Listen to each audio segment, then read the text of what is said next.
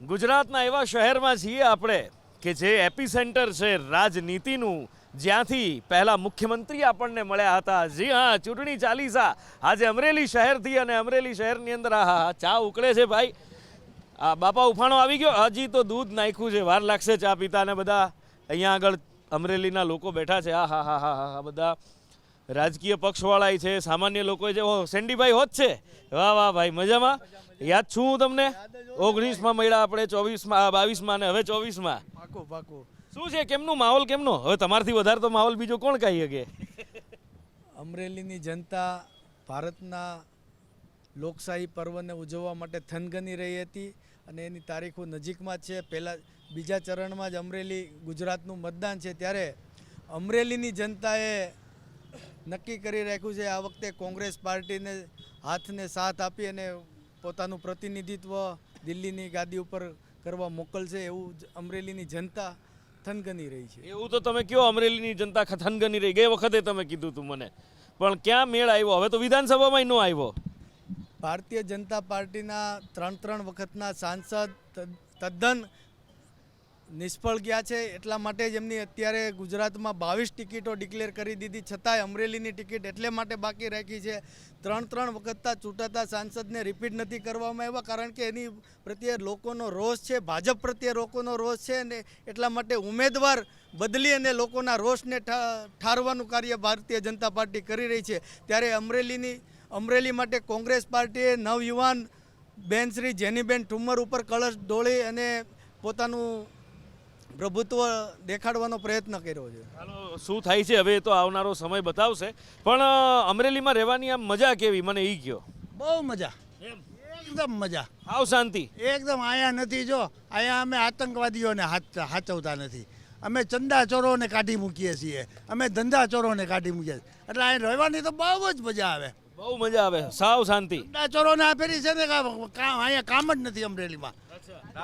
દાદા એમ પ્રમાણિક છે, એટલે એનામાંથી આમ બળતરા બોલી જાય. તમને અમરેલીની વાત કરું તો અમરેલીમાં 2 સાંસદ હતા, સાંસદ શ્રી રૂપાલા સાહેબ અને સાંસદ શ્રી નારાયણભાઈ કાછડિયા. બંને સાંસદ હોવા છતાં પણ અમરેલીનો એક પણ પ્રકારનો વિકાસ થયો નથી.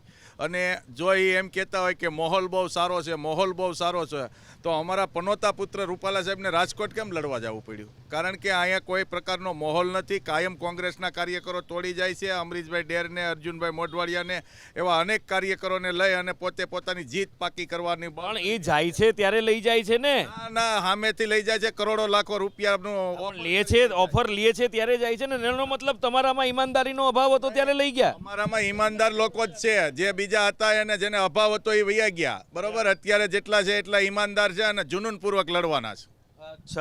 અચ્છા ભંડેરીભાઈ, સ્કૂલ ચલાવો તમે, અહીંયા શિક્ષણ અપાવો છો, તો કેવું એજ્યુકેશનની સિસ્ટમ કેવી છે અહીંયા? આમ તો તમારી પોતાની સ્કૂલ છે, પણ હવે અહીંયા સરકારી સ્કૂલો આ તે બધું છે કે નહીં? ખરેખર તો ગુજરાતમાં 30 વર્ષથી ભાજપનું શાસન છે અને 10 વર્ષથી કેન્દ્રમાં ભાજપનું શાસન છે.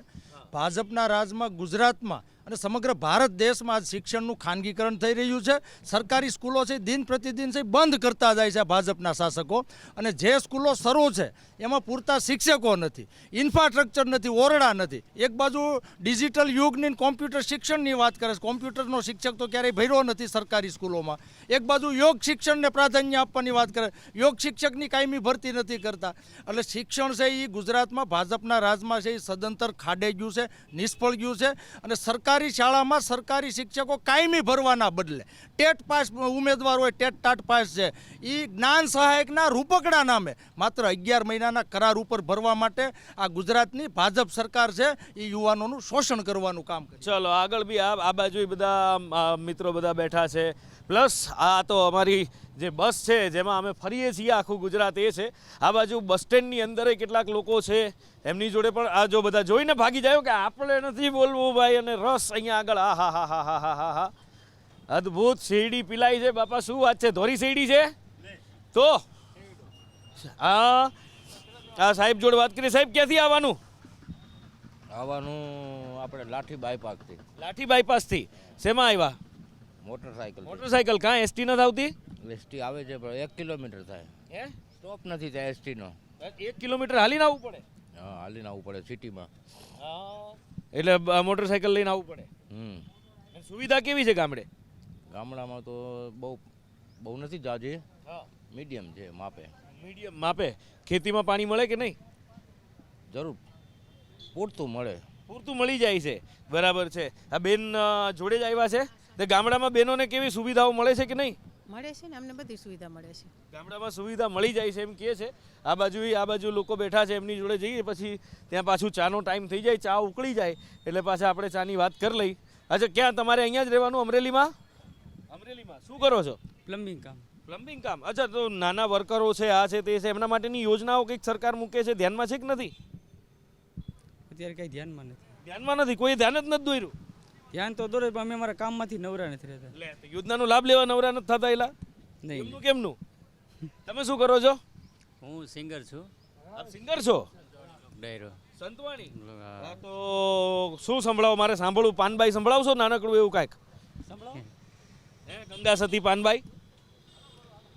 વીજળીને ચમકારે મોતીડા પરોવો પાનબાઈ, અચાનક અંધારા એ થાશે જી.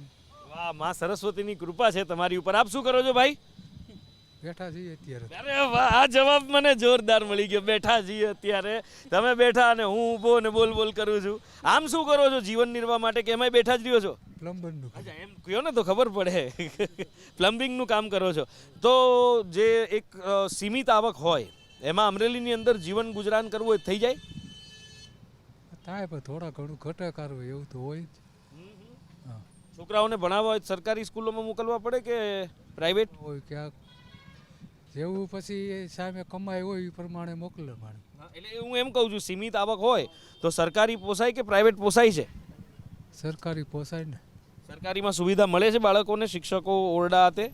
એવું તો અત્યારે તો મળે છે પણ અમારા ગામડામાં તો એવું ઓછું હોય ને. ગામડેથી આવો છો તમે? ક્યાંથી? કયું ગામ? નાના માથિયાળાથી. હે? નાના માથિયાળાથી. નાના માખિયાળાથી. કેમ નાના માખિયાળામાં કેવી સુવિધાઓ કેવી છે ગામડે આવવા જવાની, બસોની, રોડ રસ્તાની? એ તો કોઈ વાર રાજકોટ હાઈવે લાગુ પડે એટલે કોઈ કંઈ ઘટે નહીં એમાં. નહીં. પાણી ખેડૂતોને મળે છે કે નથી મળતું? ના, ખેતી આટું થઈને પાણી આવ્યું છે સિંચાઈનું?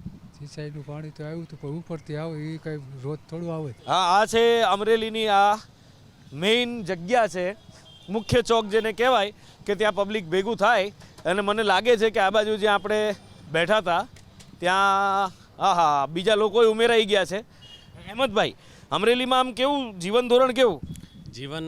સામાન્ય જીવન. અમરેલીની અંદર અમરેલી જે અમારા રૂપાલા સાહેબ છે, રાજકોટ ગયા છે, એ રાજકોટને અમરેલી જેવું કરી દેશે. રાજકોટને અમરેલી જેવું કરી દેશે? કેવી રીતે? અમરેલી જેવું રાજકોટ થઈ જશે, તમે જોજો. અચ્છા, હા. એટલે જનરલી અમરેલી રાજકોટ જેવું થાય, રાજકોટ અમરેલી જેવું સમજાણું નહીં. એટલે એ અમરેલી જે છે ને એ હવે રાજકોટ જેવું થઈ જશે. જો રૂપાલા સાહેબ જશે ને એટલે અમરેલી જેવું રાજકોટ થઈ જશે. ખુલીને બોલો. પણ એ તો બધાને ખબર છે અમરેલી જેવું. એટલે બોલવું છે ને, ખુલીને નથી બોલવું. આ ભાઈ બેઠા બેઠા દાંત કાઢે છો. એક તો પાતળો બાંધો ને આખા હલે છો આમાં.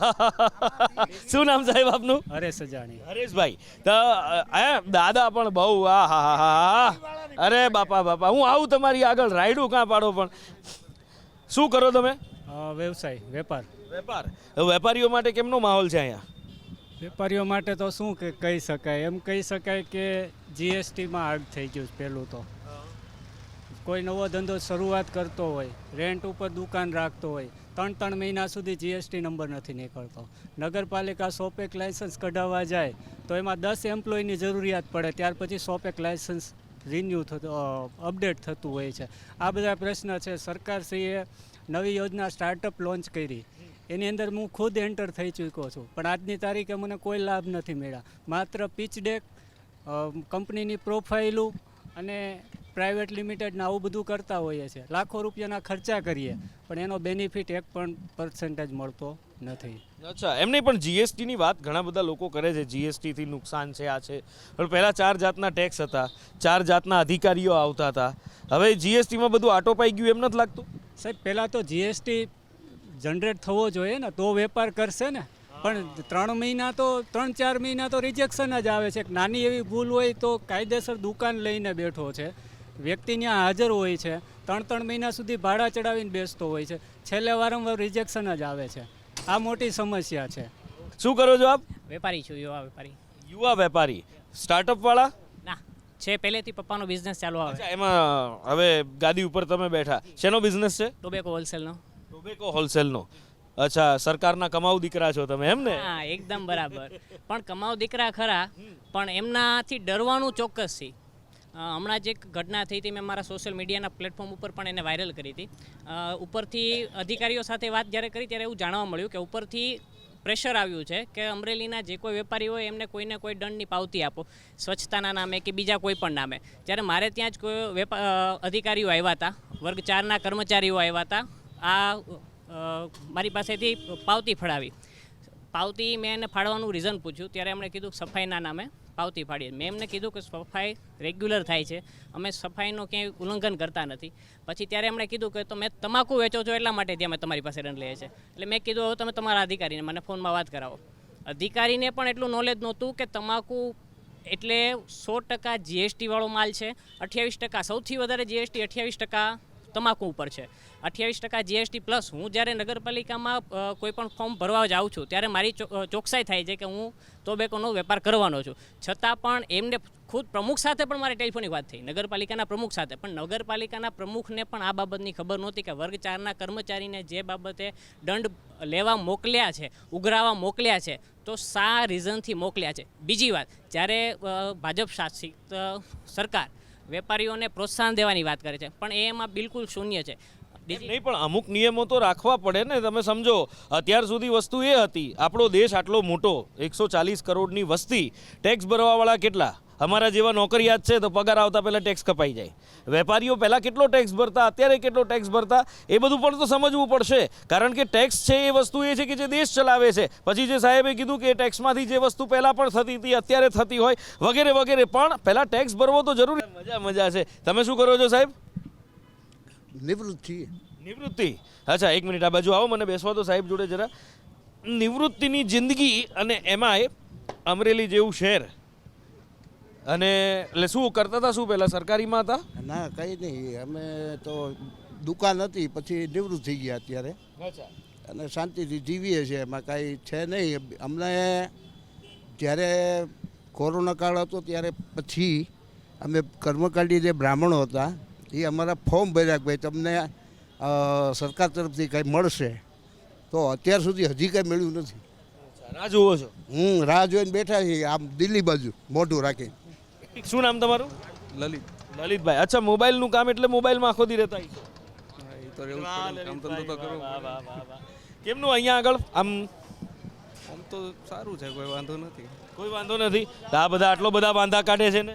એમ થોડો એટલો તો વાંધો હોય, કેમ કે એ તો સમય નક્કી કરશે કોણ સારું કામ કરે છે. પ્રતિનિધિ જોઈ નથી તો વોટ આપવાનો.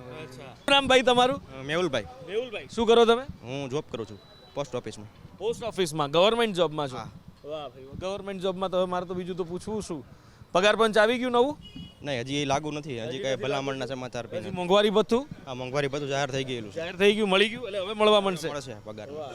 બરાબર છે. પણ એ હું એમ કહું છું કે પહેલા મુખ્યમંત્રીનું શહેર, જે શહેરે મુખ્યમંત્રી આપ્યા, એ શહેરમાં નથી લાગતું કે હું 2019માં આવ્યો ત્યારે રોડ રસ્તાને આ તે પ્રાથમિક સુવિધા મેં જોઈ, 2022માં આવ્યો ત્યારે પણ જોઈ, ત્યારે થોડું થોડું થતું હતું. કારણ કે 2019માં તો ધૂળ ફાંકતા રસ્તા, પછી ધીમે ધીમે રસ્તા બનતા થયા. પણ જે શહેરે મુખ્યમંત્રી આપ્યા સૌથી પહેલાં, એ શહેર સુધી વિકાસ પહોંચતા વાર લાગે એવું લાગે છે? હા, એ જરૂરથી વાર લાગશે એવું કહીશ કે આ અમરેલી શહેરને, મુખ્ય શહેરને કોઈ 4 માર્ગીય રસ્તો નથી. આપણે કંઈ જવું હોય તો ત્યારે દરેક જિલ્લા મથકમાં છે. અમદાવાદથી ભાવનગર જવું હોય તો 4 લેન બની ગયો, પણ અમદાવાદથી ભાવનગર, અમદાવાદથી અમરેલી આવવું હોય તો થોડીક તકલીફ છે. 4 લેન નથી. એટલે ઘણી બધી વાતો છે, ઘણી બધી વસ્તુઓ છે. અને આ ચૂંટણીની ચોપાલ છે ભાઈ, પ્રહાર તો અહીંયા પણ થવાના. હસી મજાક સાથે હળવા મૂડની અંદર લોકો સાથે વાત કરતા હોઈએ છીએ. થોડુંક આપ અમારી સાથે જોડાયા, થેન્ક યુ સો મચ, ખૂબ ખૂબ આભાર. તો આ છે અમરેલીની વાત, અમરેલીના દિલની વાત. હા, વાત સાચી કે આ શહેર રાજનીતિનું એપિસેન્ટર સૌરાષ્ટ્રનું રહ્યું છે. આમ તો રહ્યું કરતાં હવે એક સમયે હતું એમ કહીએ તો કદાચ ખોટું નહીં કહેવાય. કારણ કે ધીમે ધીમે એમાં ઝાંખપ આવતી જઈ રહી છે. વિકાસ જોઈએ એવો પહોંચ્યો નથી. લોકો કહે છે 2019, 2022 અને 2024 વારંવાર હું અહીંયા આવતો રહું છું અને અહીંયા અમરેલીનો વિકાસ થતાં મને દેખાય છે, પણ ગતિ થોડી ધીમી લાગે છે. ભાઈએ જેમ કહ્યું કે અહીંયા આગળ 4 લેન માર્ગ ક્યાંય હજી જોવા નથી મળતા. આશા રાખીએ કે ધીમે ધીમે પણ પહોંચી જશે અને અમરેલી ફરી એકવાર એ જ લાઇમલાઇટની અંદર જે પહેલાં હતું એવું જ આવતું થઈ જશે. અત્યારે સમય થયો છે વિદાય લેવાનો. મળીશું એક નવા શહેરથી, નવી ત્યાંની જનતા સાથે, નવા લોકો સાથે મળીશું, વાતચીત કરીશું અને ચૂંટણીની આવી રીતના ચાલીસા ગાતા રહીશું. અત્યારે લઉં છું વિદાય. કેમેરામેન નરેશ વાડેર સાથે નુપુર પટેલ, સંદેશ ન્યૂઝ, અમરેલી.